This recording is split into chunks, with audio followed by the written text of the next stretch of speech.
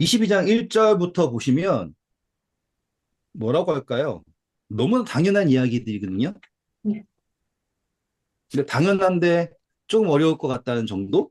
그게 뭐냐면 이제 형제의 소가 길을 잃은 것을 보면은 갖다 줘라. 그리고서는 뭐 나귀도 그렇고 뭐 옷도 그렇고 이런 식으로 나와요. 그냥 읽으면은 뭐야? 라고 생각이 드실 수 있지만 여기에 나오는 그 목록이 뭐예요? 소, 음, 양, 또 뭐 있습니까? 낙이, 또요? 의복, 의복. 음, 그럼 어떻게 될까요? 다 적용돼요? 네, 어렴풋이. 예, 예. 그러니까는 이게 단순히 뭐 잃어버리면 갖다 줘라 정도가 아니라 우리가 영적으로 적용할 수 있는 어떠한 그 연결고리들이 다 있다라는 거예요. 음, 뭐 이것도 있지만 의복 하나 해보죠. 의복은 의라고 했잖아요, 그렇죠? 음, 우리는 예수 그리스도를 그들에게 찾아줘야 할 의무가 있는 거예요. 음, 뭐 이것도 다 그렇게 적용할 수 있는 거예요. 그래서 반드시 숨기지 말고, 그러니까 우리가 예수님을 알면 그걸 숨기고 있으면 안 되겠죠? 이렇게 하실 수 있겠죠? 자, 5절부터는 뭐 요즘에는 문제가 없지만 예전에는 여자가 남자의 것을 하면 안 되고 또 남자가 여자의 것을 하면 안 된다라고 하는 게 있었어요. 요즘에는 전혀 문제가 안 돼요. 왜냐하면 그때는 이게 하나님의 백성이거든요. 중요한 게 뭐냐면 하나님으로부터 받은 것에 대하여서 딱 지켜야 할 의무가 있어요. 그래서 그것을 거꾸로 하는 것에 대하여서 하는 거예요. 뭐 예를 들어서 이방 사람들이 뭐 이렇게 하는 게 많아요. 특별히 인도에도 남자애를 여자애처럼 키우는 것도 있어요. 음, 그래야지 이제 악귀한테 잡혀가지 않는다고 남자애를 이제 클 때까지 여자애처럼 키우는 풍습이 있어요. 또 음. 이제 여자는 이제 천하고 남자는 귀하니까 뭐 그런 식으로 생각해가지고 하는 게 있어요. 그 다음입니다. 어, 6절은요, 읽어보실까요? 6절, 7절, 예, 읽어주세요. 길을 가다가 나무에나 땅에 있는 새의 보금자리에 새 새끼나 알이 있고 어미새가 그의 새끼나 알을 품은 것을 보거든 그 어미새와 새끼를 아울러 취하지 말고 어미는 반드시 놓아줄 것이요 새끼는 취하여도 되니 그리하면 내가 복을 누리고 장수하리라. 지금 이게 성경에서 거부까지 해야 될 거라고 보이지 않으시죠? 네, 네. 음. 자, 그러니까는 이 내용 자체가 전혀 성경의 법이라고 할 만큼 뭐 예를 들어서 어미의 젖에 새끼를 삶지 말라는 등 그래서 유대인들은 우유도 안 마시잖아요. 고기 먹을 때뭐 여러 가지가 있어요. 이거를 법으로 생각하지 마시고 우리에게 영적으로 적용한다라고 생각을 하면 한번 해볼까요? 어미가 있고 새끼가 있어요. 잡으면 뭘 잡으래요? 새끼. 네. 어미는 놓아주고 새끼는 가지라 그러죠. 근데 우린 반대지 않아요? 낚시할 때 네. 새끼는 가서 엄마 불러와 그러고 보내고 네. 큰 놈을 가지고 그러잖아요. 근데 여기에서 어떻게 적용하면 될까요? 그럼 해보세요. 재밌어요. 어미는 또 새끼 낳으면 되니까 그런 거 아니에요? 음. 아니 그런 논리 말고 적용을 해보시라니까. 적용이요? 응. 음. 소유라고 생각하면 뭐 새끼를 소유한다고요?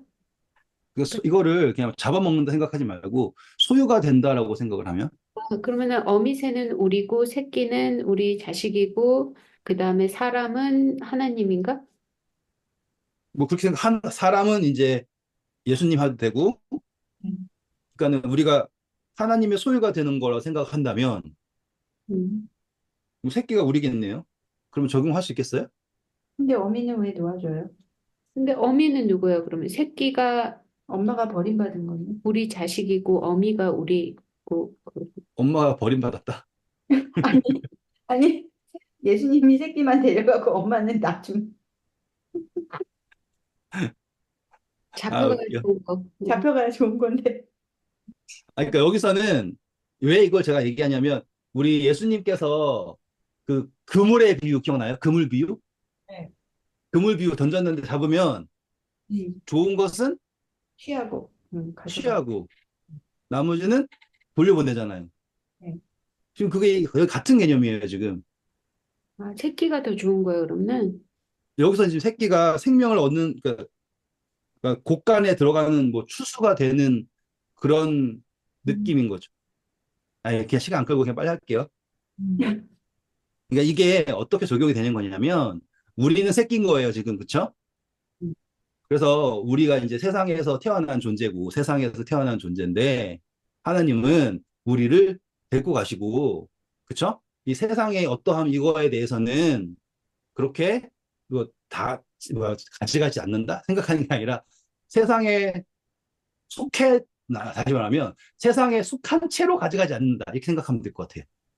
음, 음, 가능하시겠어요? 세상에 속한 채로 가져가지 않는다 정도로 적용이 가능할 것 같아요. 음. 그물 비유랑 연결하려고 하기 때문이에요. 자, 그리고 8절은 재미있어요. 내가 새 집을 지을 때 지붕에 난간을 만들어 사람이 떨어지지 않게 하라. 그 피가 내 집에 돌아갈까 하노라. 전에 말씀드렸잖아요. 아직 집 지은 적 없어요. 다 텐트에 살고 있는데 음, 집을 지을 때 여기에다가 난간을 세워서 사람이 떨어지지 않게 해라고 하는 거잖아요. 음, 그러니까는 집을 지을 때 난간을 만들어서 사람이 떨어지지 않게 한다라는 거는 난간을 만들었는데도 뛰어내린 거는 관계없다는 거죠. 음, 그러면은 이제 여기다 창조 넣어봐요. 창조. 음. 적용하실 수 있겠어요? 어떻게 적용해? 해봐요. 고개만 끄덕이지 말고 한번 해봐요. 어, 하나님께서 난관을 만들어 주신 거죠. 음, 그쵸? 그럼 이 난간은 뭐라고 적용할 수 있겠어요? 그러면 이제? 어, 율법? 그쵸. 계명. 음. 그러니까는 적용이 가능한 거예요. 영적으로 다. 만약에 난간이 없다면 그 일어난 것은 실수인지 뭐든 관계없이 모든 피가 이 집 주인에게 가는 거예요. 하지만 난간을 지었다면 이거는 지가 뛰어내린 거지 집 주인의 잘못이 아니다라고 구별하는 거다. 이렇게 되는 거죠. 별것 아닌 것 같지만 적용이 가능하면 최대한 적용하시고 또 묵상하실 수 있다면 끝까지 깊게 묵상해 보시면 좋아요. 그러면 나중에 이런 것들이 또 다른 것들과 함께 그렇게 공명이 되면서 오늘 제가 열심히 강의 들은 것처럼 빛이 어디로 오는지를 잘 생각하고 읽으시면 보입니다. 뭘 얘기하는지를 잘 파악해 보세요. 자, 다음이에요. 내 포도원에 두 종자를 섞어 뿌리지 말라. 그리하면 내가 뿌린 씨의 열매와 포도원의 소산을 다 빼앗길까 하노라. 자, 이 씨를 섞어 뿌리는 거가 씨를 섞어서 그러면 적용할 수 있겠죠? 씨는 당연히 뭐예요? 음. 생명. 그럼 생명이 섞이면 될까 안 될까요? 적용되죠. 네. 네. 농사할 때 적용하라는 게 아니라고요, 지금 이게. 음, 흥미로운 점은 이스라엘 백성은 세상에서 어떠한 뭐 그 물리 법칙 아래에서 어떻게 하면 잘 살 수 있는가에 관한 법을 받은 게 아니에요. 보세요. 성경에서는 이렇게 하면 안 된다고 했으니까 절대로 하면 안 돼요. 우유도 고기랑 하면 안 되고 아니에요. 버터에다가 고기 구우면 맛있어요. 음, 근데 이스라엘 사람들의 모든 삶은 이렇게 하면은 세상적으로 복 받는다, 좋다가 아니라 이들의 삶 자체가 하나님의 어떠함을 예표해야 되거든요. 그러니까는 이 농사를 짓는데도 분명히 더 소산이 많이 나오게 하는 방법이 있을 거예요. 뭐 예를 들어서 뭐 감자를 옆에 심고 뭐 콩을 옆에 심으면 뭐 콩에서 뭐가 나와가지고 땅이 더 좋아지고 질소 비료 대신 뭐 이렇게 하는 방법이 있을 거 아닙니까? 근데 이스라엘 백성들은 절대로 그거 할 수가 없는 거예요. 종자를 섞으면 안 되니까. 하지만 그들이 소출이 풍성하고 그렇지 않고는 그들이 하나님 백성이기 때문에 세상의 방법을 얼마나 잘 썼냐가 아니라 하나님이 축복하시느냐 아니냐로 보이는 사람들이 얘네고 우리는 세상의 방법에서 뭐 품종 개량부터 뭘 난리를 쳐야지 겨우 물리법칙 아래에서 결과를 얻을 수 있는 거고 이스라엘 백성들은 그게 아닌 거예요. 그들은 그들의 삶을 통하여서 하나님의 어떠함을 나타내는 것이 그들이 택함 받은 이유예요. 그렇기 때문에 이러한 것이 법으로 나온 거라고요. 야, 그 사람들은 신기하게 에? 엄마 새랑 새끼 새를 잡으면 꿩 먹고 알 먹고가 아니라 속담이 우리랑 안 맞는 거예요. 이 사람들은 꿩 먹고 알 먹고가 안 돼요, 절대로. 알만 겨우 먹을 수 있어요, 얘네는. 다 잡은 꿩을 놔줘야 될 판이라고요. 얼마나 바보예요. 그게 아닌 거죠. 이해하실 수 있겠죠? 그런 의미에서 10절 보세요.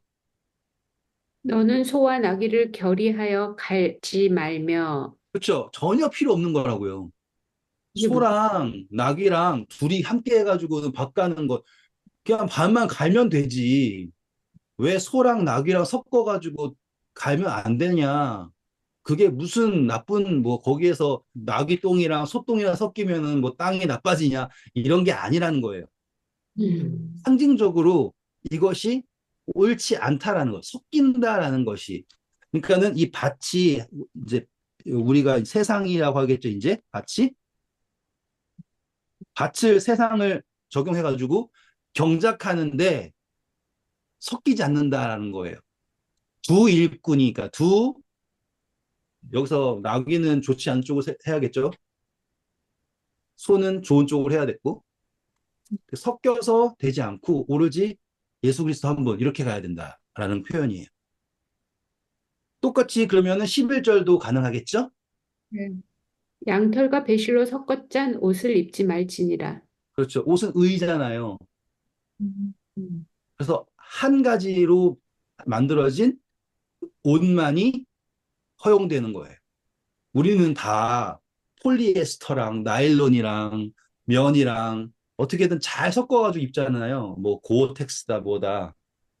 그러면 유대인들은 지금 합성 섬유로 입은 사람들은 다 망했겠네요. 그게 아닌 거예요. 아시겠죠? 그리고 12절은 설명이 필요하니까 읽어주세요. 너희는 너희가 입는 겉옷의 내 귀에 술을 만들지니라. 이거는 이게 옷이 이렇게 있으면 누누이 말씀드리지만은 진짜로 필요 없는 음, 이렇게 술 이렇게 다는 거예요. 이렇게 어떻게 달았는지 저도 잘 몰라요. 내 방향이면 돼요. 내 방향. 그래서 밑단에다가 달았을지 아니면 팔에 두 개, 밑에 두 개 달았을지 몰라요. 유대인들도 신기한 사람들이 많아가지고. 근데 중요한 거는 이것이 말하는 게 마치 번제단에 뿔이 네 개 있는 거랑 같은 걸로 생각하시면 돼요. 그래서 이 옷에 이 네 개의 술을 닮으로써 내가 입고 있는 옷이 하나님의 어떠함이다라는 거를 항상 기억해라는 거죠. 너무 뻔하게 적용돼서 아쉬울 정도죠. 네. 예.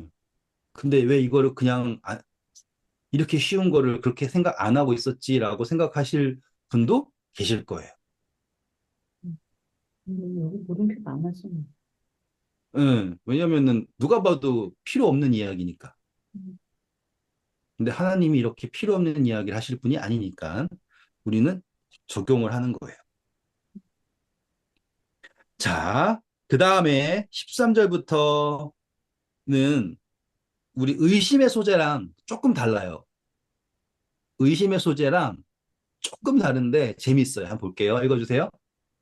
누구든지 아내를 맞이하여 그에게 들어간 후에 그를 미워하여 비방거리를 만들어 그에게 누명을 씌워 이르되 내가 이 여자를 맞이하였더니 그와 동침할 때 그가 처녀임을 보지 못하였노라 하면 감사합니다. 여기서 멈춰주세요.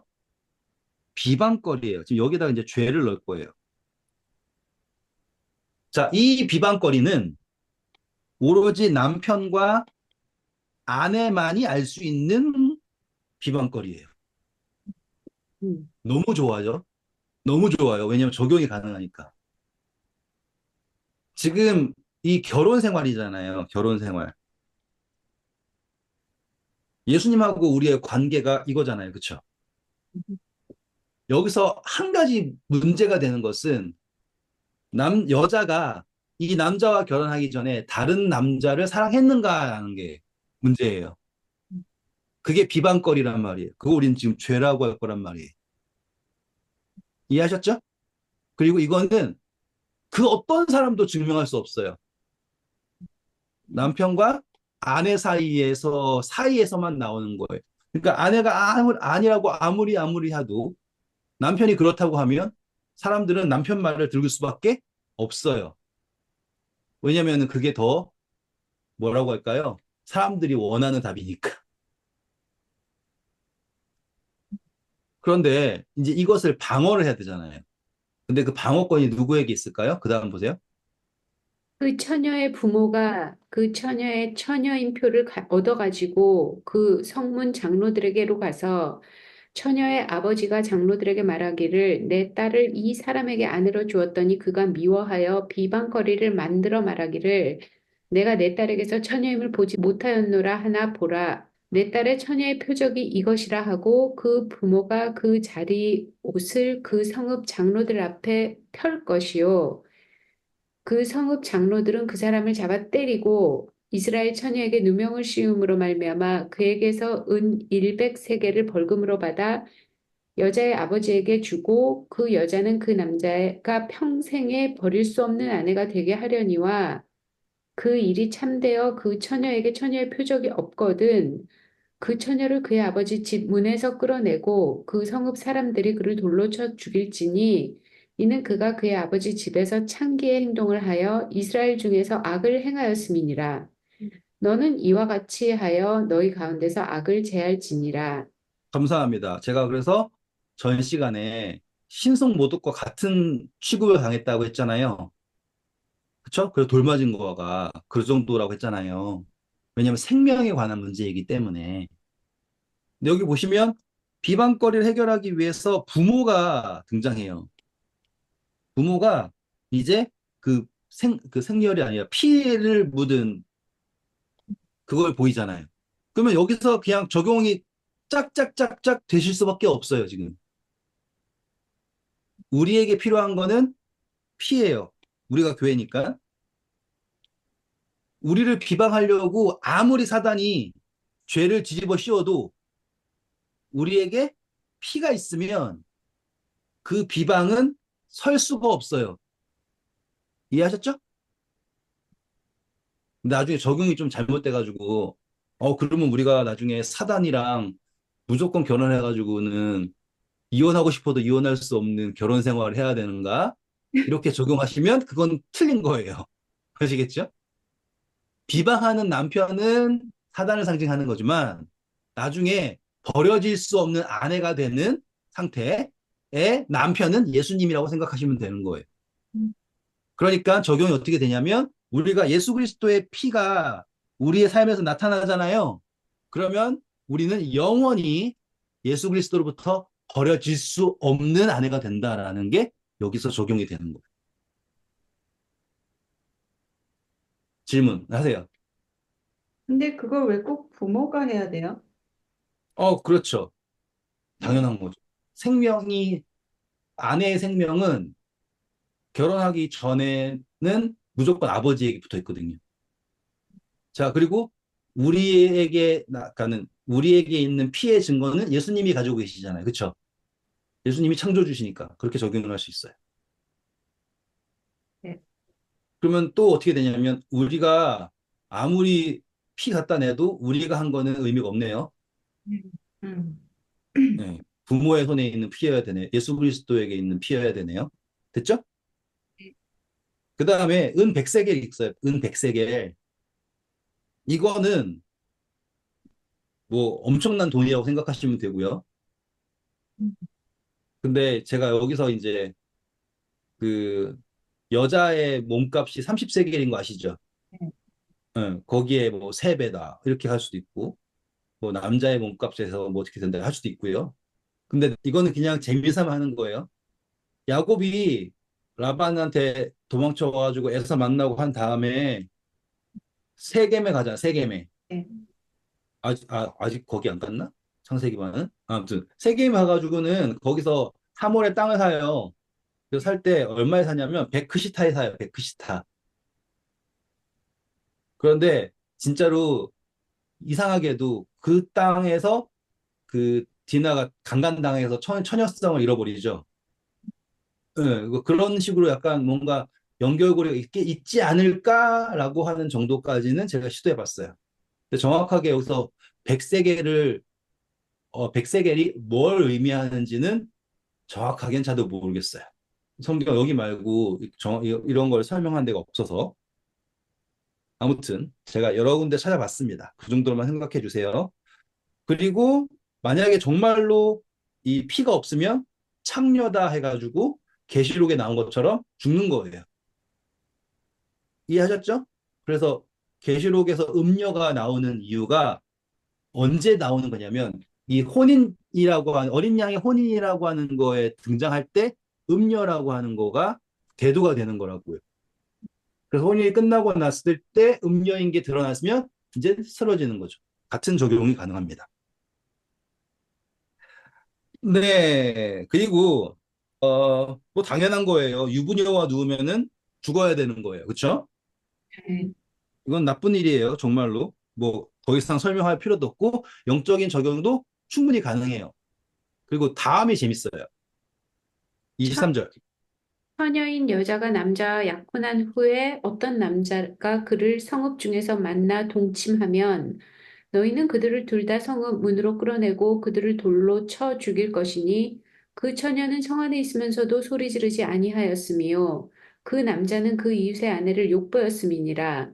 너는 이같이 하여 너희 가운데에서 악을 제할지니라. 네. 자, 이 조건이 뭐냐면 약혼한 후에요. 만약 약혼하지 않았잖아요? 네. 그러면 이 일은 강간으로 가지 않고 이 남자가 이 여자의 몸값을 주고 결혼을 해야 돼요.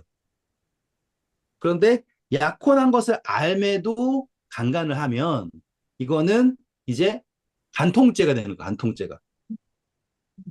그래서 간통죄니까 결혼한 사람하고 성관계를 해도 간통죄여서 죽음으로 가는 거잖아요.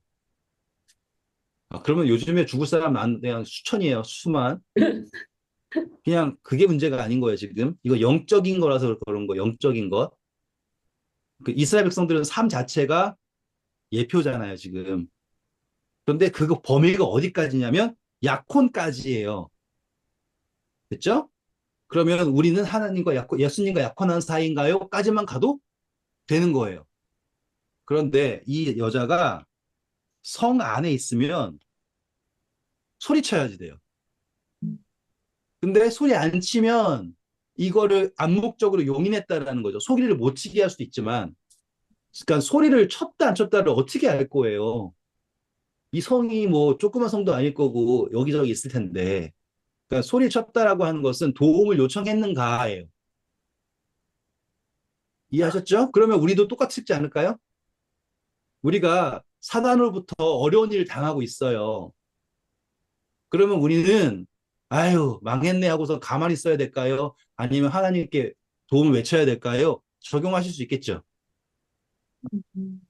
네. 그 여자에게 정죄하는 여자가 정죄받는 포인트가 강간이라고 하는 것에 포인트가 있지 않고요. 도움을 요청했는가 아닌가에 포인트가 있어요. 여기는. 음. 그리고 반대로 이제 25절 보세요. 만일 남자가 어떤 약혼한 처녀를 들에서 만나서 강간하였으면 그 강간한 남자만 죽일 것이요. 처녀에게는 아무것도 행하지 말 것은 처녀에게는 죽일 죄가 없음이라. 이 일은 사람이 일어나 그 이웃을 쳐 죽인 것과 같은 것이라. 우와, 그러면 보세요. 27절 읽어주세요. 남자가 처녀를 들에서 만난 까닭에 그 약혼한 처녀가 소리질러도 구원할 자가 없었음이니라. 자, 그럼 예수님은 모르는 상태에서 일어난 일들에 대해서는 적용되시죠, 이제. 네. 신명기 22장이 아무렇지도 않게 읽혀진다라는 것도 이제 보이시죠. 맞지? 근데 신기하게 다 일맥상통하게 이해되시죠? 그러니까 필요 없는 법을 말한 게 아니에요. 이거는 영적으로 그들의 삶이 하나님의 어떠함을 나타내는 것이다라는 것을 알게 하기 위한 법이에요. 그러니까 신명기에다가 적으신 거예요. 이렇게 가나안에 들어가기 직전에 새롭게 탁. 음. 자, 28절부터 볼게요. 만일 남자가 약혼하지 아니한 처녀를 만나 그를 붙들고 동침하는 중에 그 두 사람이 발견되면 그 동침한 남자는 그 처녀의 아버지에게 은 50세겔을 주고 그 처녀를 아내로 삼을 것이라. 그가 그 처녀를 못 보였은즉 평생에 그를 버리지 못하리라. 사람 네, 보세요. 그래서 은 50세겔은 남자의 몫이거든요. 음, 그러니까 여자의 몫이 아니라 남자의 몫을 가지고서는 받아내는 거예요. 그러면 이걸 어떻게 영적으로 적용할 수 있냐면 이건 약간 좀 오해의 소지가 있지만 여기서 이 강간범을 예수님으로 놔야 돼요. 오해의 소지가 있을 수 있어요. 그런데 예수님께서 50을을 대속으로 우리와 결혼한다라고 갈 수도 있어요. 그러니까 적용이 삐뚤 수도 있어요. 하지만 이 어떻게 할까요? 맥락이라고 할까요? 그걸 보는 거예요. 제가 예를 들어서 제가 지금 창세기 하면서 야곱이 에서한테 막 절을 해요. 7번 절을 해요. 그 에서한테 주여 하면서 막 예물 막 보내요. 그러면 적용하는 게 애매해지는 거예요. 야곱이 지금까지 계속 예수님 표상했는데 갑자기 에서한테 막 절하고 막 7번 절하고 주여 주여 이러면은 어떻게 적용하냐 이거예요. 어렵겠죠. 답은 제가 거기서 말씀드렸지만은 뭐 여기서는 더 쉽게 이해할 수 있겠죠. 그 맥락이 뭐냐면 야곱이 에서한테 모든 거를 주는 이유는 자신의 자녀들을 지키기 위한 거예요. 그러면 반대로 예수님께서 사단에게 이 세상에 있는 모든 것들을 막 다 허락해버리고 막 다 내려놓고 에서의 그 통치 아래, 그러니까 사단의 통치 아래 두신 것은 우리를 얻기 위한 거예요. 들으면 되게 좋죠, 지금은. 근데 막상 거기까지 적용을 하려면 그냥 뭐 이건 이거다 이렇게 딱딱딱 맞춰지는 게 아니라 어떠한 커다란 맥락을 봐야지만이 볼 수 있고 또 이해가 될 수 있는 거거든요. 안 그러면은 이야기가 갑자기 산으로 가버리는 거. 예를 들어서 또 아담이 하와가 가지고 온 선악과를 먹었잖아요. 전 시간에 방금 했어요. 그러면은 이거를 맥락으로 안 보면 야 하와가 얼마나 말을 잘했으면 아담 그 사람이 선악과를 또 받아 먹네? 이렇게 가잖아요. 그러면 적용하기가 너무 어려운 거예요. 근데 맥락으로 보면 우리는 아담을 여기서 예수님을 적용할 수 있게 되는 거잖아요. 왜냐하면 교회가 가지고 온 죄를 예수님이 감당하신다라고 할 수 있잖아요. 그렇죠? 그러니까 맥락으로 가게 되면 다시 또 아담은 왜 하와가 가지고 온 선악과를 먹었을까? 먹지 않고도 충분히 도와줄 수 있었을 텐데 라고 할 수 있잖아요. 사랑한다면 아내가 암 걸리면 나도 암 걸려야 될까요? 그게 아니잖아요. 그런데 예수님은 우리를 그냥 구원하실 수 있죠. 원하면. 근데 굳이 인간이 되셨죠. 우리처럼 되셨다고요. 그럼 똑같이 아담은 선악과를 왜 먹었을까요? 보니까는 보암직하고 먹음직하고 지혜롭게 할 만한 능력이 있어 보여서 먹었을까요?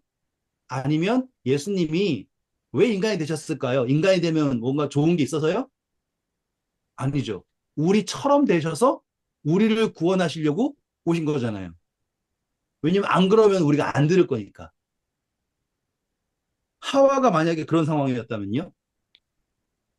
아담이 만약에 예수님 같은 마음이었다면? 그러면 이제 맥락에서는 아담이 하와가 가지고 온 이 선악과를 먹은 이유가 어쩌면 예수님처럼 우리와 같이 되셔서 우리를 구원하려 오신 것처럼 아담이 그래서 하와가 가지고 온 선악과를 먹지 않았을까라고 하는 맥락으로 연결되는 묵상이 가능해진다 이 말이. 그럼 어떻게 되냐면 그전에는 아담이 선악과 먹는 거가 나쁜 눈으로밖에 볼 수가 없어요. 맥락 연결이 안 되니까. 근데 지금 이렇게 되면 이게 묵상이 가능해지는 거예요. 제가 말씀드렸잖아요. 이건 분명히 누가 봐도 세모인데 어떻게 하면 동그라미로 볼 수 있을까를 계속 돌리는 걸 해야 되는데 그것이 가능한 방법이 이 맥락으로 하는 거예요. 이렇게. 이 맥이 어떻게 되는지, 그 형태가 어떠한 모양을 아는지 그걸 찾아내는 거예요. 오늘 별것 아닌 것 같지만 되게 어려운 거 하신 거예요. 넘어갈게요. 30절. 사람이 그의 아버지의 아내를 취하여 아버지의 하체를 드러내지 말지니라. 네, 자, 30절 너무 별것 아닌 것 같지만 엄청나게 중요한 거예요.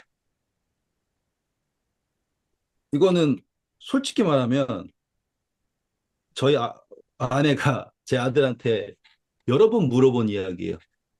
용이야, 너 크면은 엄마랑 결혼하자. 이거. 이거는 제일 처음 시작한 거는 제 아들이 그랬죠. 그게 병이 있잖아요. 그거 그리스 로마 신화에 엄마랑 결혼하려고 하는 애 뭐라 그러지 그거를? 까먹었다. 제가 무식해가지고 죄송합니다. 난 아빠랑 결혼하려고 그러는데. 그래요. 왜 그럴까요? 그게 아이들이 가지고 있는 어떤 증후군이라는데 뭐라 하더라. 기억이 안 나네. 그 좋은, 네. 저보다 유식한 분들은 댓글로 남겨주세요. 그 그림도 보고 왔는데. 아무튼 제가 말씀드리고 싶은 게 뭐냐면, 제 아내가 이제 그 이야기를 처음 듣고서는 언제까지 그럴 건가 궁금해가지고는 처음에 한번 물어봤어요. 근데 딱 한 6살 될 때 제 아들이, 근데 나는 할머니랑 결혼하는 건 좀 그렇지 않을까? 이런 얘기 딱 갑자기 딱 하는 거야. 이제 나이를 계산해 보니까 자기가 결혼할 때쯤 되면 엄마가 할머니가 될 거라 이거지. 그러니까 이제 와이프가 얼었어. 그런데 또 이놈이 이제 립 서비스를 잘해가지고 그래 그래도 엄마는 할머니가 돼도 예쁠 거니까 이러면서 얼렁뚱땅 넘어가긴 했어. 6살 때. 근데 내가 그 얘기를 듣고요. 야, 요새 마음으로 통탄을 했죠. 뭐 별 이야기 아니지만 여기 보시면 그러니까 아버지의 아내를 얻는다라는 거는 엄마를 얻는다라는 것과는 조금 달라요. 이해하실 수 있어요? 이제 좀 있으면 아니죠. 이미 나왔죠. 루벤이 했죠, 루벤이. 루벤이 했고, 압살롬이 하죠. 예. 이 행위가 뭐냐면, 압살롬이 한 것은 뭐냐? 아버지의 것이 내 것이다라고 하는 걸로 가는 거예요. 자, 그럼 여기서 영적인 적용을 해볼게요. 사단이 인간을 취하려고 하는 거는 어떤 걸로 될 수 있겠어요, 지금? 아버지의 것이 내 것이다. 하실 수 있겠어요, 지금? 사단이 왜 하나님의 형상을 가진 인간을 계속해서 이렇게 노릴까요? 아니, 인간들 놔두고 뭐 개나 돼지나 소나 다른 동물들한테 하면 되잖아요. 아니면 뭐 다른 천사들한테 하든지. 근데 그의 목적은 인간을 얻는 거예요. 인간을 얻는 이유가 뭐냐? 그게 자기가 목적하는 거거든요. 하나님처럼 되는 거. 그래서 지금 사람이 자기 아버지의 아내를 취하지 말며 그리고 뭐도 하지 말라 그랬어요? 아버지의 하체를 드러내지. 네, 하체를 들어보지도 말라 그러죠. 그러면 우리 노아 이야기 연결하셔야 돼요. 머릿속에서 딱딱딱. 다른 이야기 하나만 해드리고 넘어갈게요. 22장은 끝났어요. 23장 재밌는 게 있어서 제가 할 수가 없어요. 네, 네. 여기 이 부분들이 다른 데 없고 여기만 있는 어떠한 아주 묘미가 있어요. 그냥 읽으면은 아무런 의미 없는 이야기 같은 것들이 그냥 쭉 써 있어요. 신명기가 그렇게 좋은 책인데 앞부분에는 그렇게 아름답고 멋진 이야기 뭐 그냥 막 있는데 여기는 진짜로 무슨 이야기야 의미 없는 것처럼 해서 막 그냥 슥슥슥슥 넘어갈 수밖에 없는 마치 족보 나오는 것 마냥 그런 부분인데 오늘 하는 것처럼 이렇게 관점을 빛이 어디서 오는가를 분명히 보고서는 딱 보기 시작하면은 쫙 익힌단 말이에요. 그래서 제가 어쩔 수 없이 이건 남겨놔야 되고요. 다른 이야기 잠깐 해드릴게요.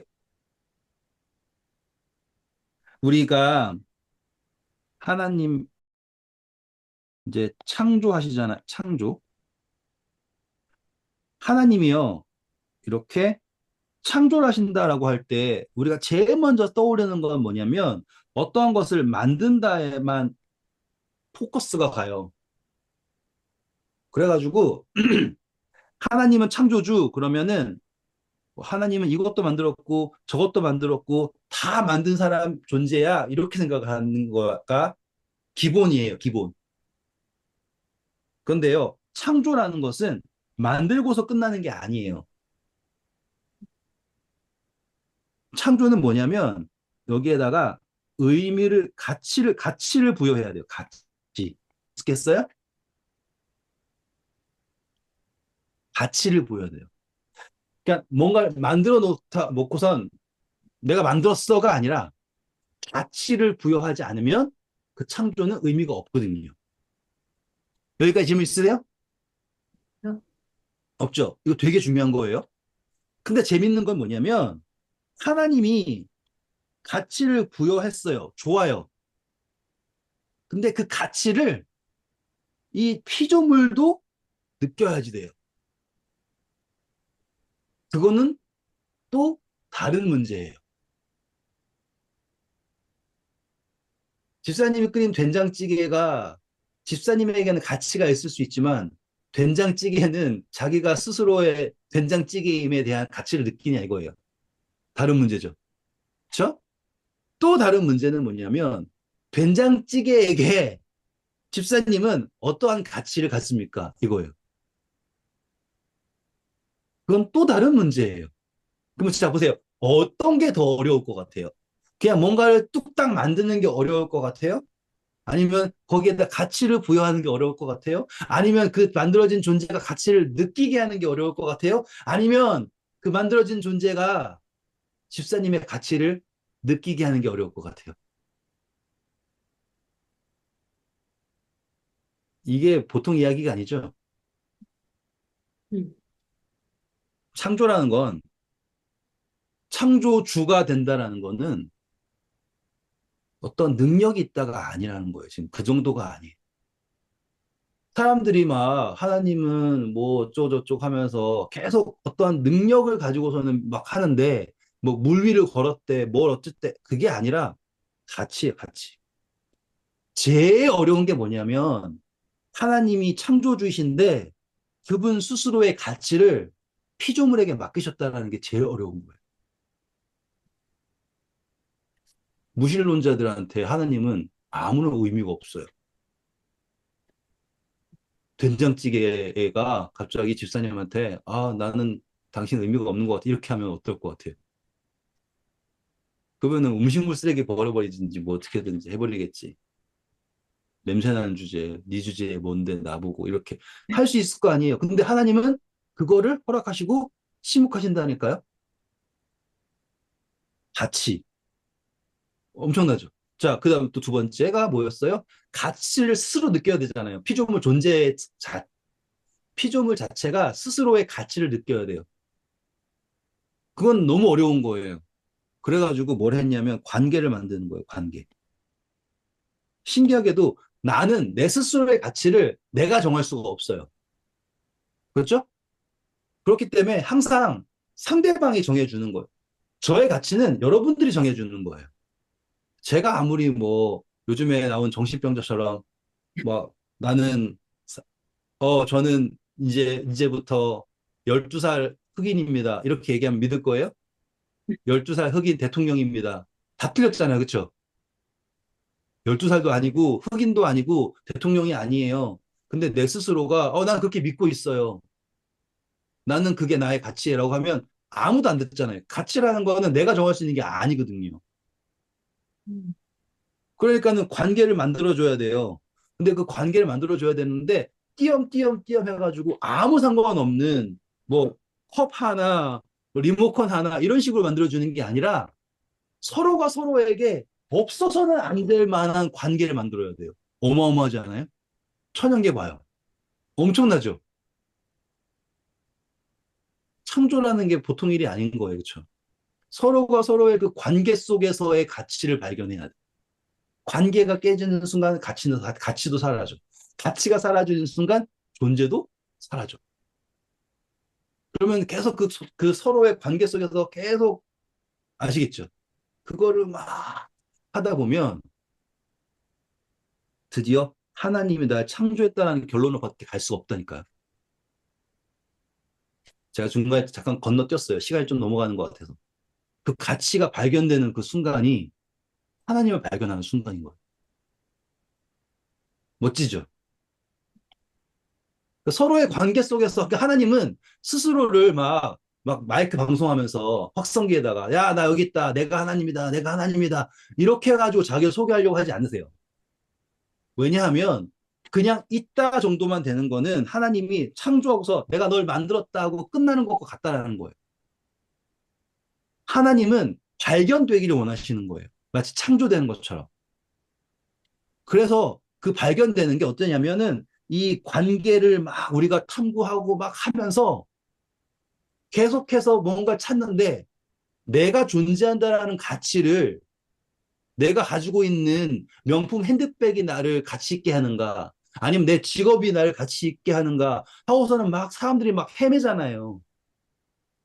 그러다가 모든 게 다 사라질 때쯤에 나도 사라진다라는 걸 깨닫게 되었을 때 나의 가치는 누가 말하는가라고 할 때 발견되는 게 하나님이라고요. 그러니까 하나님은 발견되어질 수밖에 없게 창조를 하신 거예요. 왜냐하면 가치라고 하는 거를 우리가 추구하게 하셨으니까. 그럼 하나님 딱 발견되는 순간 우리가 하나님께 드리는 가치는 저기 올림푸스 산 어딘가에서 번개 가지고 노는 제우스 같은 가치가 아니라 당신이 없으면 나도 없습니다라고 하는 가치로 가는 거예요. 그러니까 하나님이 왜 침묵하시는 줄 알겠죠, 이제. 하나님이 처음 그러니까 그분이 우리에게 처음 발견되기를 원하시는 방법은 올림푸스 산에 있는 멋진 이야기에 나오는 그게 아니라 우리가 이 인생을 살면서 긁고 닦고 그래서 동물하고 저는 철학자가 아니에요. 근데 생각은 많이 하는 편이에요. 동물하고 인간하고 차이점이 뭔가에 대해서 제가 되게 많이 고민을 해봤어요. 그러다가 제가 얼마 전에 내린 결론이 뭐 동물은 감정이 뭐 신을 생각하는 거, 신앙심 뭐 이렇게 다 하시는데 제가 내린 결론은 뭐냐면 동물보다 동물은 없는데 인간이 가지고 있는 거 말고요. 아시겠어요? 동물보다 인간이 월등하게 많이 가지고 있다라고 제가 결론 낸 게 바로 탐구심이에요. 탐구심. 이건 제 결론이에요. 제가 왜 탐구심이라고 결론을 냈냐면 동물도 궁금해해요. 근데 그 궁금해 정도가 이 몸의 범위에서 멈춰 있어요. 그러니까는 뭔가 이렇게 궁금해하고 알고 싶어 하는 게 있지만 인간의 탐구심은 어디로 가냐면 이 가치로 가더라고요. 인간은 계속 가치를 탐구하는 거예요. 그러니까 새로운 사실을 탐구하는 게 아니라 가치를 탐구하는 거예요. 그리고 심지어 가치를 줄 수 있어요. 그놈의 비트코인도 가치가 있어졌잖아요. 세상 어디에도 없던 것들이 필요 없다고 생각했던 갑자기 가치를 얻고 막 올라가죠. 그게 바로 여기서 오는 거예요. 우리가 믿는 게 뭐냐면 보이는 게 진짜가 아니라는 걸 우리가 알고 있는 거야. 보이는 것만 믿고 있는 건 동물이 하는 거예요. 근데 인간은 가치를 탐구하는 거야. 그러니까 제가 되도 않는 그림을 그리면서 막 거기에다 가치를 부여하는 거야. 아시겠죠?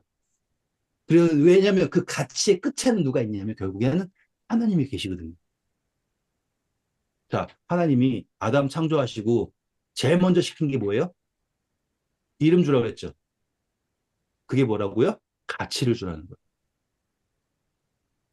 그래서 아담이 이야기한 것이 그것의 이름이 되었다. 그것의 가치가 되었다. 가치를 준다라는 건요, 창조하는 거예요. 여러분은 하나님에게 어떠한 가치를 주고 있습니까? 여러분은 하나님을 어떻게 창조하고 계십니까? 오늘 수고 많으셨고요. 다음 시간에 뵙겠습니다. 감사합니다.